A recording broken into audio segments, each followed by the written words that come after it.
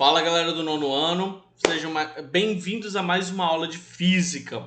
E hoje, galera, é a finalização do grupo 6. Como eu falei com vocês lá na aula passada, o grupo 6 ele só tem dois módulos. Nós já vimos o primeiro e hoje a gente vai falar do segundo. Ele é bem mais rápido, bem mais tranquilo, mas também tem uns cálculos bem mais pesados em questão de matemática, não tem muito a ver com a questão física propriamente dita, mas a questão matemática ela pega pesado aqui na gravitação universal. Dito isso, já inclusive falei o nome do nosso capítulo. Nosso capítulo aqui do grupo 6, ele também só tem um capítulo, que é o capítulo 6, chamado de gravitação universal. Aí esse grupo 6, a gente começou a falar sobre planetas, sistema solar, o que aconteceu, patati patata, não, patati patata. Então, gente, a gente começou a falar da gravitação universal em dois módulos. O primeiro módulo, que foi o módulo da semana passada, ele vai falar sobre os modelos planetários. É uma preparação para o tema gravitação universal. Ele ainda não é exatamente a gravitação. Ele é um módulo de entendimento, de introdução ao que é a gravitação. Dito isso, galera, eu vou lá para o organizador visual e antes disso eu vou dar um aviso para vocês. Nosso aviso é o seguinte: durante toda essa semana nós temos dois encontros via Zoom. Na verdade, dois encontros de física, um via Zoom e um no YouTube. No YouTube é esse que vocês estão vendo agora. Ele está disponível sempre às 8 horas da manhã da segunda-feira. Então vocês podem estar vindo aqui no YouTube e assistindo essa aula. Só que tem um porém. Eu imagino isso de vocês, deve ser uma confusão. Às 8 horas da manhã também nós estamos lá no via Zoom para assistir as aulas do dia. E, inclusive, gente, é lá na aula Zoom que eu faço a correção da maioria das nossas atividades. Quando eu não faço aqui no vídeo, tá lá na aula Zoom. Então, não percam nenhum dos dois momentos, por favor. É lá onde a gente tira dúvida, conversa, troca uma ideia, vê as maiores dificuldades. Então, é sempre bom estarmos juntos. Física, se eu não me engano, é o último horário Zoom que nós temos comigo. Porque nós temos o primeiro horário de inglês, o segundo horário de biologia e o terceiro de física, beleza, gente? Então a gente sempre está alternando entre um e outro, corrigindo todas as nossas atividades da semana anterior.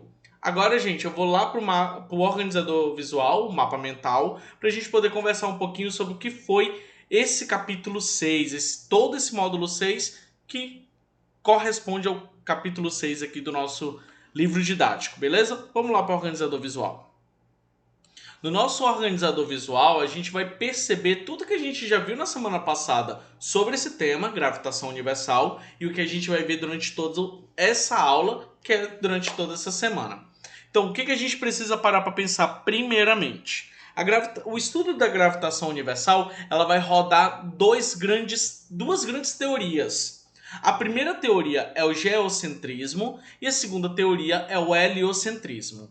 O que é cada uma dessas teorias? O geocentrismo ele diz que a Terra é o centro do nosso sistema, todos os outros planetas e o Sol giram em torno do planeta Terra. É isso que o geocentrismo diz. Ele ficou famoso e bastante estudado durante a Idade Antiga e a Idade Média, onde o Ptolomeu, já no finalzinho da Idade Antiga, ele veio com alguns cálculos e montou a teoria que as nossas órbitas e as órbitas também dos outros planetas no sistema solar, eles são órbitas circulares, formariam um círculo perfeito e esses ciclos perfeitos ele faria um ciclo perfeito em volta da Terra. Esse é um movimento que hoje a gente chama de translação, só que essa translação ocorreria em volta da Terra. E o epiciclo seria as voltas que esse planeta dá nele mesmo, que hoje nós chamamos de rotação. Então nós temos o movimento de translação sendo feito em órbitas circulares e o movimento de rotação sendo feito por epiciclos, ok? Com o tempo essa história ela foi modificada, essa teoria ela foi criando outras teorias até nós chegarmos ao heliocentrismo.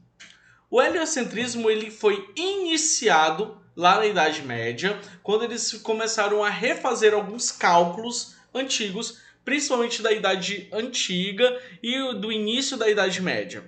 que é o heliocentrismo, gente? Ela é a teoria de que o Sol é que é o centro do nosso universo, então todo o sistema solar, ele na verdade, o Sol fica no centro e todos os outros planetas formam órbitas, e o Copérnico, que teve o seu livro que abriu as portas para o heliocentrismo na Europa. No ano em que ele morreu, porque ele ficou com muito medo da igreja e de ser morto pela Inquisição da igreja, ele ainda dizia que as órbitas eram circulares, mas que agora não tem planeta girando em torno da Terra, não. Na verdade, existe o quê? Existe que todos os planetas, inclusive a Terra, ela gira em torno, ela faz um movimento de translação lá no Sol. O Sol é o centro do nosso sistema. Dito isso, nós ainda temos alguns outros pontos muito importantes para trabalhar, gente. O primeiro é que as órbitas continuariam circulares e o movimento de rotação ainda não tinha esse nome, ele continuava sendo um movimento de epiciclo. Dito isso, depois veio um outro estudioso, o Kepler. O Kepler é que fez aquele monte de coisa para a gente poder estudar. O Kepler, ele começou a estudar a lei das órbitas, porque o que acontecia? Quando ele pegou o trabalho do Copérnico, ele falava o seguinte: cara, esses cálculos eles não estão certos. Porque assim, como é que o planeta ele faz um movimento retrógrado? Como é que o cálculo não é igual para todo mundo? Como é que os cálculos de rotação e de translação não é igual? O tempo não bate. Como é que faz? E aí ele começou a refazer as suas leis e ele começou trabalhando então na lei das órbitas. Lembrando sempre que ele começou a trabalhar primeiro na segunda lei. Porque ele ficou inculcado de por que quando ele fazia os cálculos lá da rota da translação de Marte, da translação de Júpiter, os cálculos não batiam. Eles não ficavam iguais como deveria ser. Então eles tinham um tempo diferente do que era calculado com as órbitas circulares. E isso foi o que abriu as portas para o Kepler ele começar a estudar mais. Desenvolver a segunda lei, onde fala que a área percorrida 1 tem que ser igual à área percorrida 2 e o tempo levado em cada uma dessas áreas devem ser iguais também, fazendo a seguinte lei: A1 igual a A2 e ΔT1 igual a ΔT2. Essa foi conhecida como a segunda lei das órbitas, foi a primeira que ele trabalhou. Logo depois disso, ele trabalhou na primeira lei também, onde ele começou a perceber que a segunda lei ela só é possível porque a primeira existe. Então a primeira lei determinou o seguinte: tchau órbita circular, oi órbita elíptica. Então vem órbita elíptica, vai-te embora ideia de circular. Mas é uma elipse, gente, muito frágil. O que eu quero dizer com isso? É que é quase realmente um círculo. É quase. Lembra do cálculo da excentricidade que a gente comentou na semana passada? Que quanto mais próximo de zero, mais parecido com um círculo ela é. E quanto mais próxima de um, mais parecido com uma reta essa elipse é. As nossas elipses de todos os planetas do Sistema Solar, eles são próximos de zero. Parece circular, mas não é. É uma elipse. Depois disso, depois de trabalhar na primeira e na segunda lei, ele começou a trabalhar na terceira lei. E a terceira lei das órbitas diz o seguinte, que o dobro do... Dobro não que eu tô ficando doido, é o quadrado. O quadrado da translação dividido pelo cubo do raio do planeta é igual a uma constante. E essa constante, gente, ela é muito interessante, porque essa constante ela é muito parecida com todos os planetas do Sistema Solar. Então a gente tem até mesmo uma tabelinha com essa constante que eu falei para vocês na semana passada, onde todos eles ficam muito próximos de 1, porque todos eles têm um referencial. O 1 é o planeta Terra. É o referencial do planeta Terra. Todos os outros planetas eles são muito parecidos entre si. Então eles quase todos chegam a 1 nessa constante. Qual é o cálculo?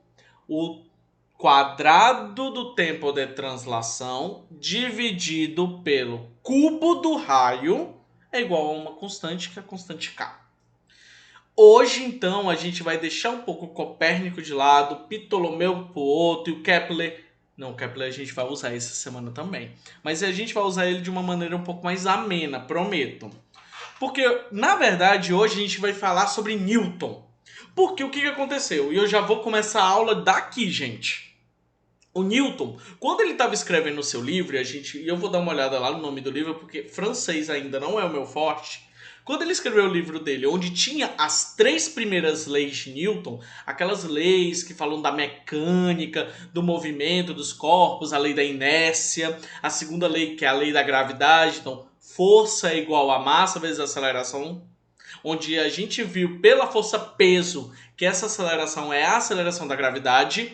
Pô, pega isso daí.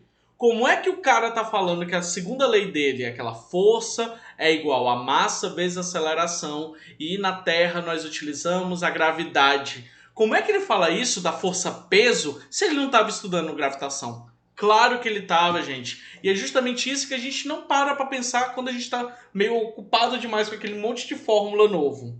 É muita fórmula pra gente ver e a gente começa a perder esses detalhes da história. Como foi que ele chegou naquela conclusão da segunda lei de Newton, por exemplo? E até mesmo a terceira lei de Newton. A terceira lei de Newton é extremamente utilizada aqui na gravitação, porque ela só foi possível ser descoberta pelo estudo da gravitação universal. Então o Newton ele tá lá, enfurnado na mecânica, falando aquele monte de lei que a gente vai usar a física inteira, e também tá aqui, ó, metido no meio da gravitação universal, porque aquele estudo da mecânica só foi possível pelo estudo da gravitação. Agora eu vou começar lá o módulo, dito essa pequena introdução, o que a gente vai fazer? Além disso, galera, eu preciso mostrar para vocês duas coisas. O cálculo da força da gravidade em qualquer ponto do nosso sistema solar, ele vai seguir essa fórmula, onde nós temos o G, que é uma constante, eu vou falar que constante é essa, da gravidade. Constante de gravidade. Vou falar melhor lá na frente o que é. Essas duas massas são dois objetos de maior massa ou de menor massa, também vou falar um pouquinho lá, dividido pela distância ao quadrado. Também vou falar o que é isso, explicar passo a passo do cálculo dele. Nós também vamos falar, além da gravitação universal, nós vamos falar do campo gravitacional. E aí nós também temos um cálculozinho que é uma derivação do cálculo da gravitação universal. E esse cálculo do campo gravitacional também vai ser para todos os planetas do Sistema Solar. Então, o bom é isso, que você não precisa decorar uma fórmula para cada planeta. Mas o ruim é isso, tem fórmula para tudo. Então, gente, vamos começar o nosso módulo? Vamos lá, vou já colocar na página do módulo e a gente começa a nossa aula de hoje. Vamos dar início então. Módulo 17, Lei da Gravitação e Campo Gravitacional. Eu comentei lá do Kepler, então, nas 3 leis que publicou, o Kepler ele explicou como os astros eles se moviam. Beleza. Explicou como é que era feito aquele movimento lá do periélio até o afélio e patati. Enfim, ele falou como os astros se moviam, mas não falou por quê. Eles vão se mover para quê? Para quê? Se tá quieto lá no canto deles era tão bom. Fica quieto lá no canto de vocês, tá ótimo. Mas por que eles começaram o seu movimento?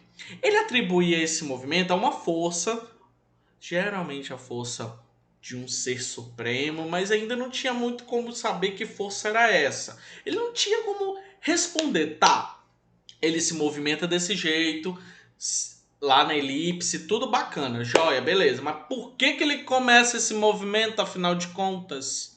Isso ele não sabia explicar.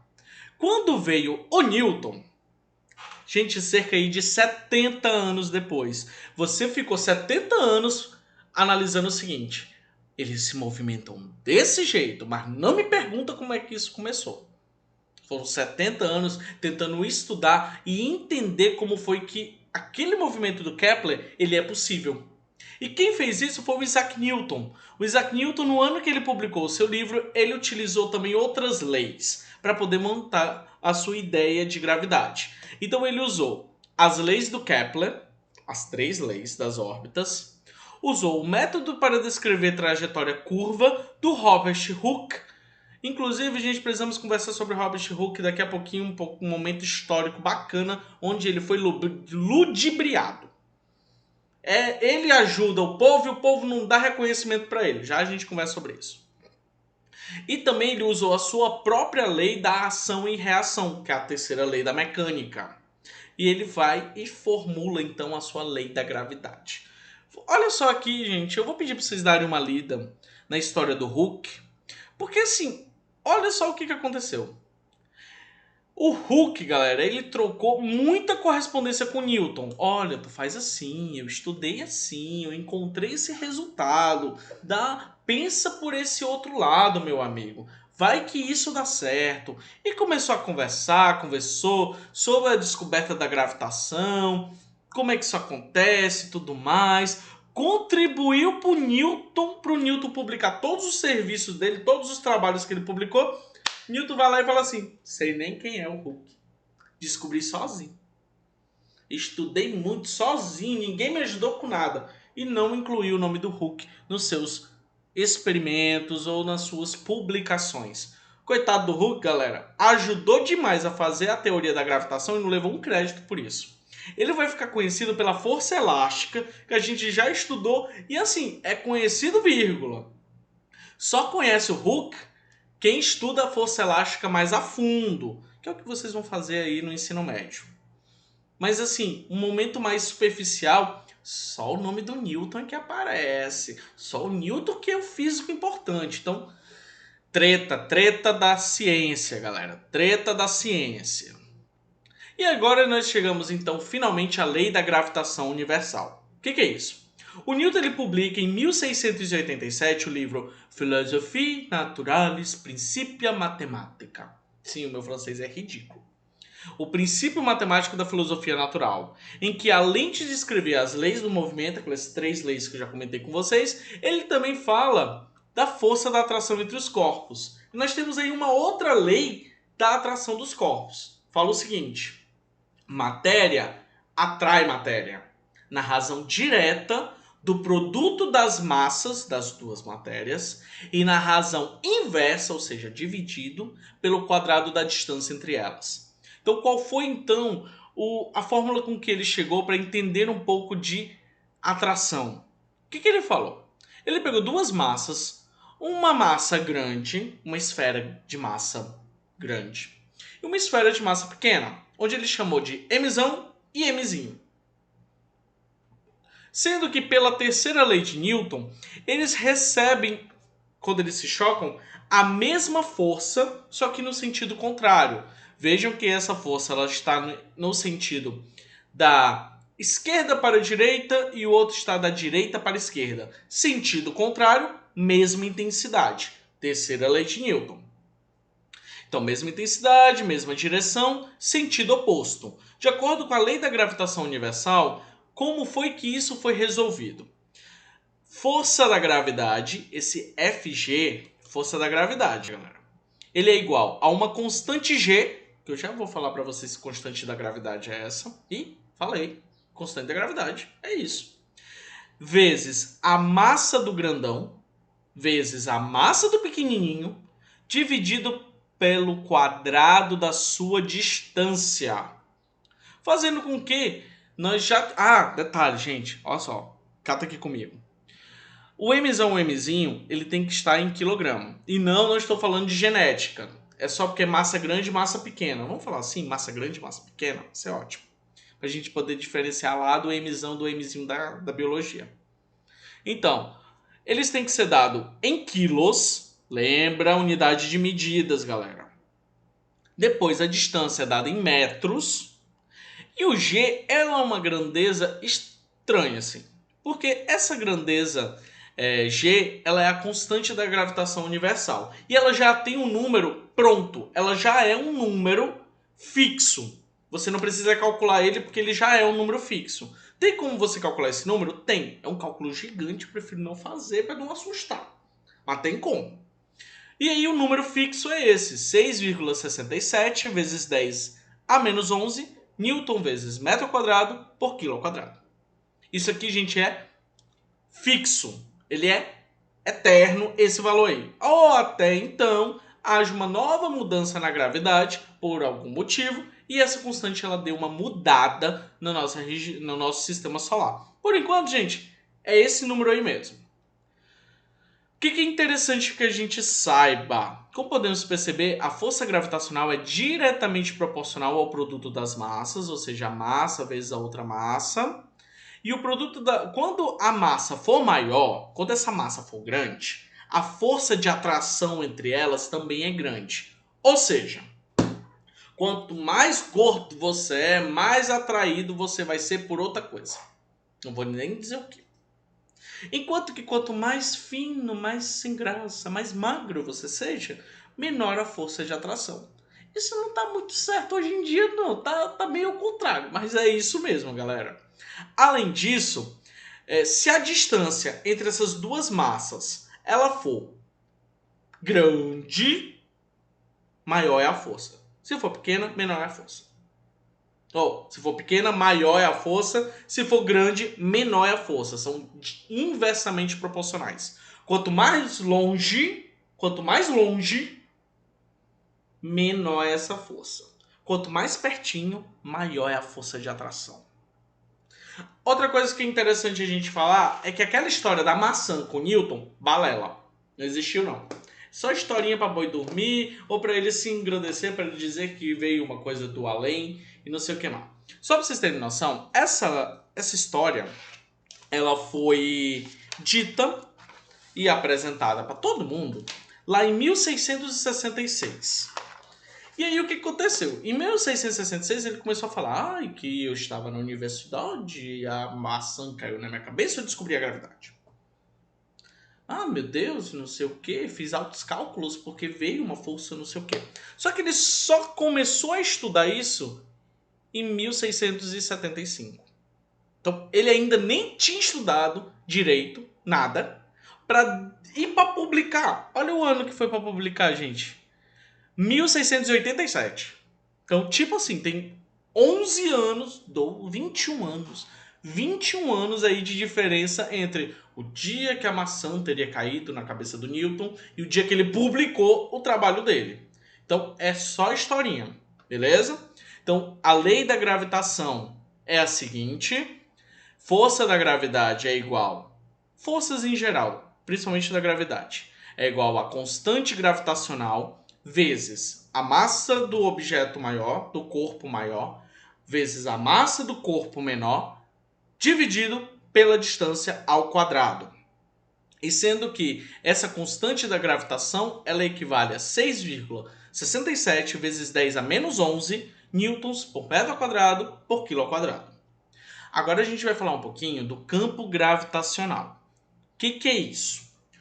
Todos os objetos, todos os corpos que existem no nosso sistema solar, no caso, eles possuem um campo gravitacional ao redor deles. Quer ver como? A gente já falou de um dos campos gravitacionais mais legais, que é o da Terra, e a gente nem lembra.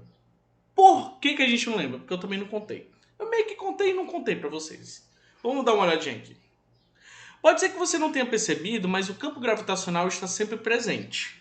Basta que um corpo tenha massa para que exista um campo gravitacional ao seu redor. Como a Terra tem uma massa considerável, aí aproximadamente 6,6 vezes 10 a 24 quilos, ela gera um campo gravitacional até significativo. Quanto maior a massa, maior o campo gravitacional. O campo gravitacional ele é representado pela letrinha G. Opa, eu acho que a gente já viu esse G em física. Então, quase certeza. E na Terra, ele vale aproximadamente 10 metros por segundo ao quadrado. Eu já tinha falado isso. Essa daí, gente, é a aceleração da gravidade. Tá, mas se é a aceleração da gravidade, por que tem a ver? Olha só. Consideramos o campo gravitacional como uma região de interação nas proximidades da Terra, então no solo, então no chão. Mas em que um corpo sofre a ação da força gravitacional e é acelerado por meio da aceleração gravitacional. Então, quanto mais próximo do chão ele está, mais próximo a gente pode ter desse cálculo da aceleração da gravidade, fazendo com que esse cálculo seja o mesmo do campo gravitacional, mesmo valor.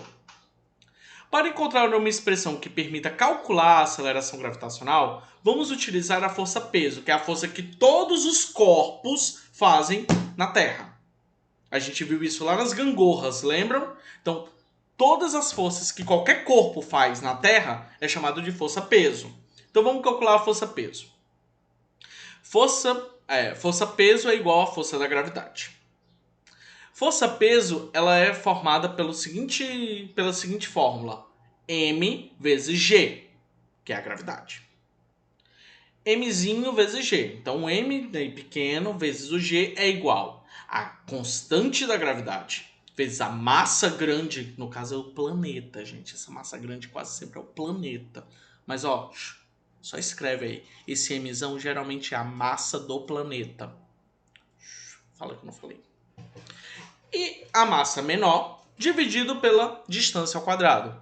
Nós vamos cortar as letras iguais que nós temos nos dois cantos da igualdade. Então, mzinho com mzinho, ou m pequeno com m pequeno, vão embora. Os dois estão multiplicando e os dois são a mesma grandeza. Vai-te embora.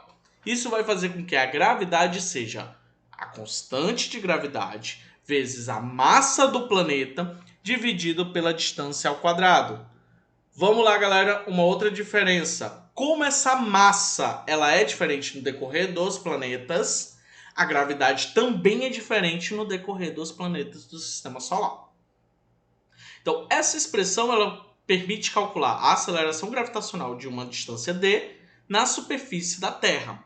Ela é útil para determinar a ação do corpo gravitacional, do campo gravitacional, desculpa, que atua em satélites ou até mesmo na Estação Espacial Internacional.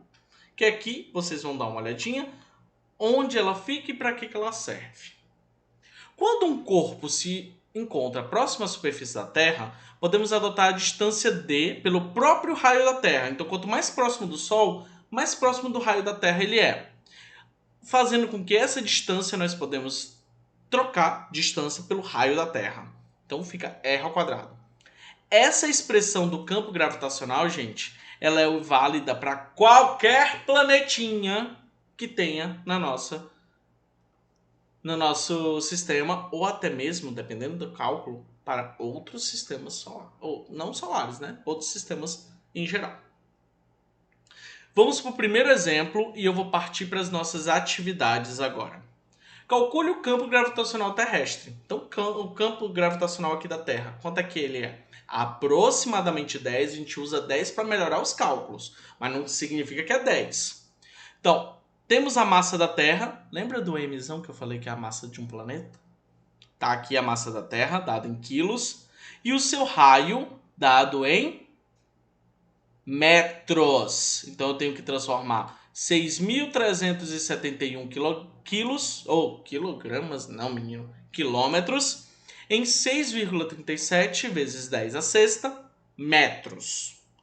Calculando, então, nós temos a gravidade é igual a constante, e a constante ela é fixa, lembre-se disso, 6,67 vezes 10 a menos 11, vezes 5,972 vezes 10 a 24, que é a massa da Terra, dividida então por 6,37 vezes 10 a oitava, a sexta, desculpa, que é o raio da Terra, ao quadrado.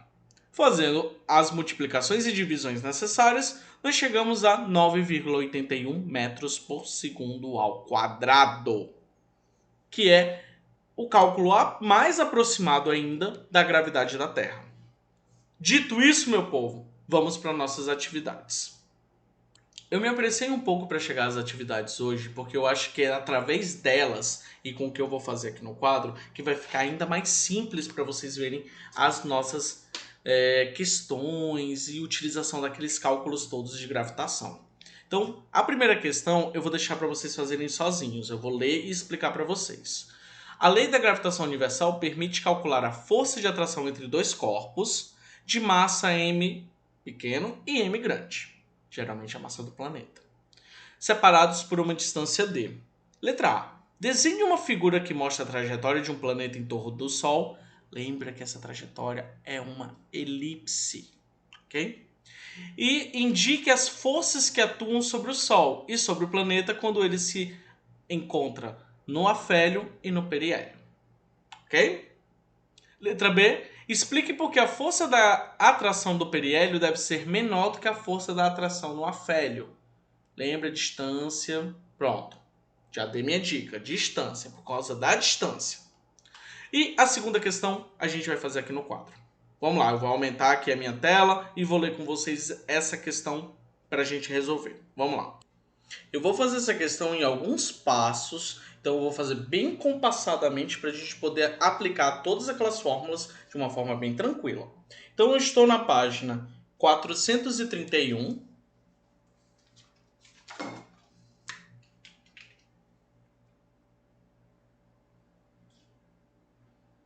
Página 431, essa é a nossa questão número 2. Primeiro passo de todas as questões de física é organizar o nosso local de informações. Primeira coisa que a gente tem que fazer é ler muito bem a questão. Vamos lá? Qual o valor aproximado da força gravitacional existente entre o Sol e a Terra?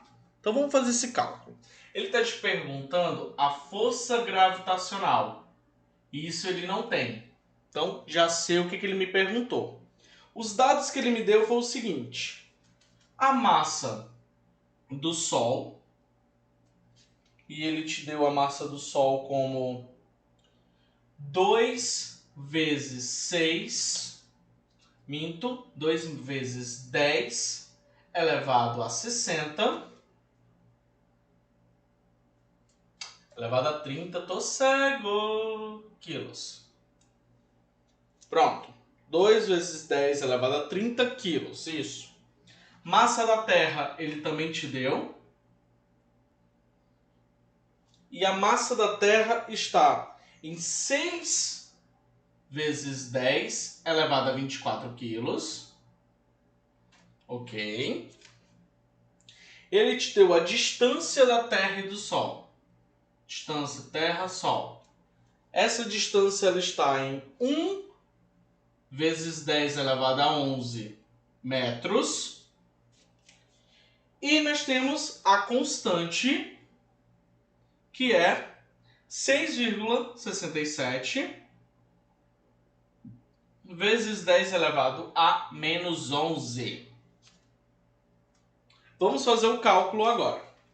Qual seria o cálculo que nós vamos utilizar e o que ele te perguntou? A força gravitacional. Então, primeira parte, começar a organizar os nossos dados. Segunda parte, começar o cálculo. Então, força gravitacional é igual a G, que é a constante, vezes a massa maior, vezes a massa menor, dividido pela distância ao quadrado. Essa é a fórmula da força gravitacional. Vamos agora trocar essas letras pelos seus valores. Então, força gravitacional é igual a minha constante, 6,67 vezes 10 elevado a menos 11, vezes a massa do Sol, que é maior. Então, 2 vezes 10 a 30, vezes 6, que é a massa da Terra, vezes 10 elevado a 24.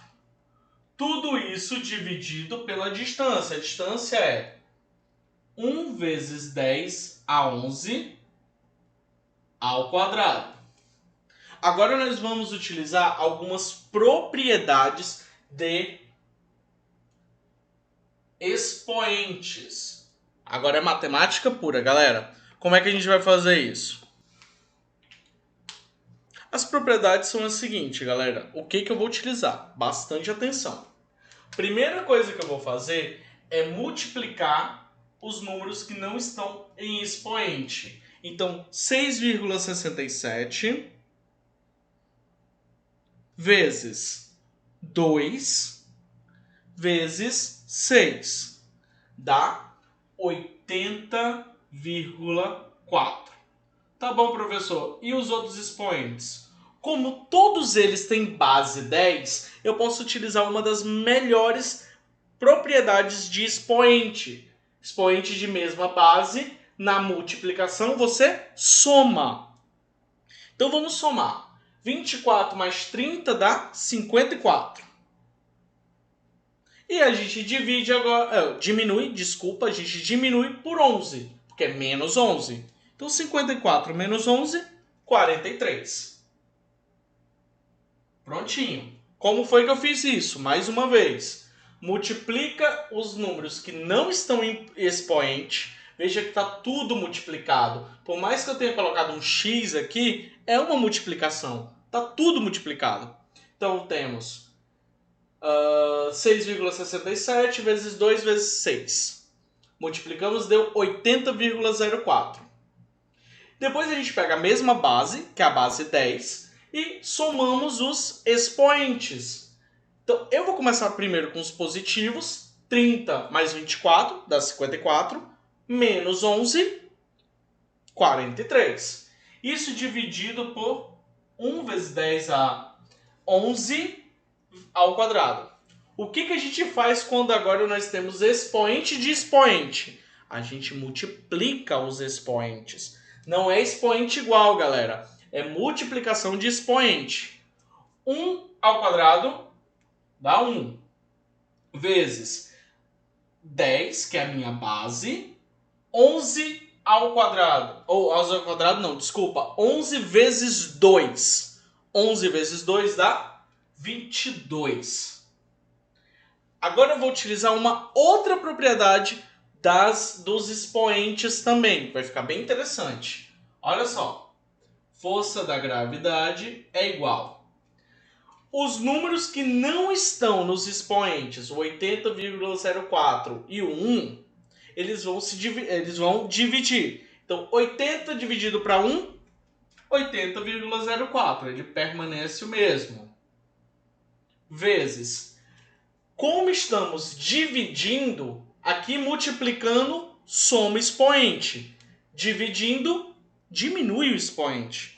Então, nós temos 43 menos 22, que dá 21. Então, colocamos 10 elevado a 21. Podemos deixar assim? Até pode, galera. Mas tem um porém. Geralmente, em notação científica, nós não deixamos duas casas. Nós sempre deixamos uma casa só. Então, como fica isso? Força da gravidade é igual. Eu vou pegar essa vírgula, transportar para cá. 8,004, e como eu andei uma casa, eu aumento uma casa aqui no meu expoente. Então ele fica 10 elevado a 22. Chegamos à nossa solução. A única coisa que está faltando é o quê? É o quê? Não ouvi, galera? A unidade de medida. Nós estamos falando de força. Unidade de medida de toda força, Newton. Então, chegamos à nossa conclusão, que a força gravitacional em relação ao Sol e Terra é 8,004 vezes 10 a 22 newtons. Fecha a boca, povo. Sério, fecha a boca. Então, vamos fazer a próxima questão? A próxima questão é a questão número 3, e ela está na página 432. Então, página 432, questão número 3. Vamos resolver ela agora. Calcule o campo gravitacional aproximado na Estação Espacial Internacional. Então, vamos colocar aqui a nossa primeira parte da questão. Opa, muito fininho. Vamos escrever quais são os dados que ele quer. Qual é o objetivo da minha questão? O que ele está procurando? O campo gravitacional. Então, G. Ele não tem. É isso que ele está procurando. Quais são os dados que ele já te deu? A massa da Terra, que é 6 vezes 10 a 24 quilos. Beleza.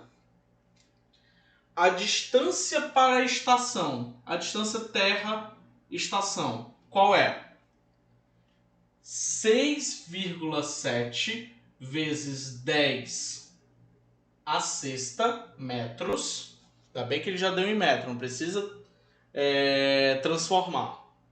E a constante que ele traz para a gente como 6,7. Ele deu uma ajudada. 6,7 vezes 10 a menos 11.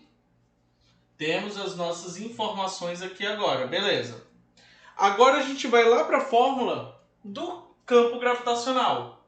Qual é essa fórmula? Aquela fórmula geral de todo mundo, não da força gravitacional, e sim do campo gravitacional. Qual é a fórmula? Constante gravitacional vezes a massa da Terra dividido pela distância ao quadrado. Se essa distância fosse dentro do planeta, a gente ia botar no lugar do R, ou no lugar do D, o R, que é o raio. Mas como não é dentro do planeta, é entre um planeta e outro lugar, a gente continua utilizando D ao quadrado. Vamos agora trocar essas letras por números, para ficar mais interessante. Gravidade é igual a minha constante gravitacional, 6,7 vezes 10 a menos 11, vezes a massa da Terra, que é o planeta, 6 vezes 10 a 24, dividido pela distância, que é 6,7 vezes 10 a sexta ao quadrado. Vou mostrar novamente para vocês, galera, aquela propriedade de expoente que é tão interessante em física, principalmente em valores muito grandes. Vamos lá. Gravidade é igual. A gente vai primeiro ver o que não tem expoente. É o 6,7 e o 6. Multiplica esses números. 6,7 vezes 6 dá 40,2. Agora a gente vai vir aos expoentes de base igual. A minha base aqui é base 10. O que a gente vai fazer? Como ele está multiplicando, não tem nada dividindo aqui em cima, estou falando só da primeira parte, tem nada dividindo, é tudo multiplicando, a gente soma menos 11 mais 24. É a mesma coisa de colocar 24 menos 11, que dá 13. Prontinho. Acabamos aqui. Multiplicamos o que não tem base, ou que não tem expoente, e depois a gente pegou a base e somou. Como somar com negativo? É diminuir? Então, 24 menos 11. Joia? Deu 13. Vamos agora para a parte de baixo da nossa divisão. 6,7 ao quadrado.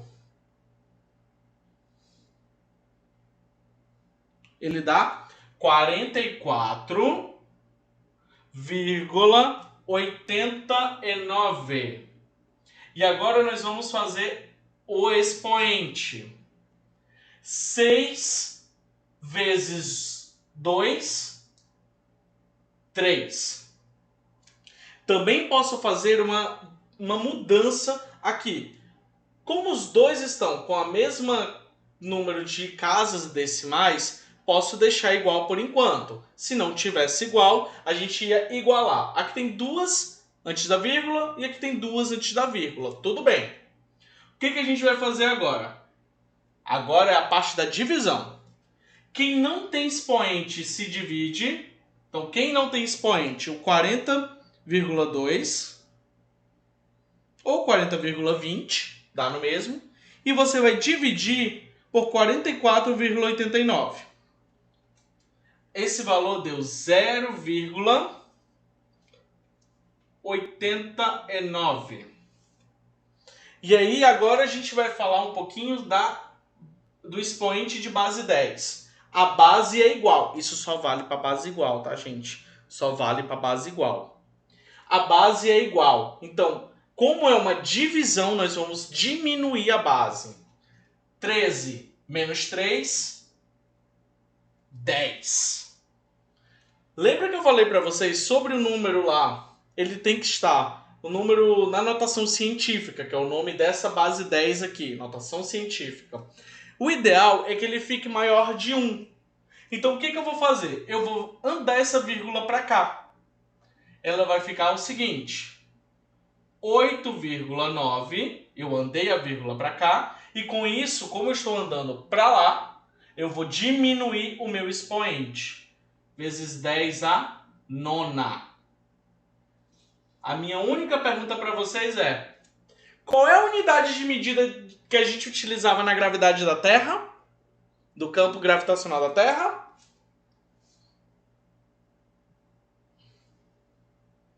Metros por segundo ao quadrado. Tá errado? Não tá.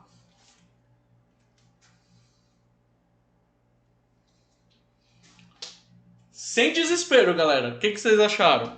Coloca nos comentários aqui da nossa aula para eu poder dar uma olhadinha no que vocês estão achando da nossa aula de hoje. Tem uns cálculos bem pesados, mas é só utilizar as propriedades dos expoentes para poder finalizar a questão. Não é tão complicado assim. Utiliza bastante matemática. Enche o saco do professor Jonas, que ele vai ajudar vocês ainda mais nesse caso. Fique para casa então a página 432, a questão 4 e 5, para a gente fazer na nossa aula Zoom. Por hoje é isso, galera. Eu espero que vocês tenham gostado. Fica com Deus, gente. Até a próxima aula. E falou, galera. Tchau. Boa sorte lá no nosso simulado e no final desse segundo bimestre. Hoje é a última aula do segundo bimestre, gente. Depois a gente começa o terceiro. Tchau.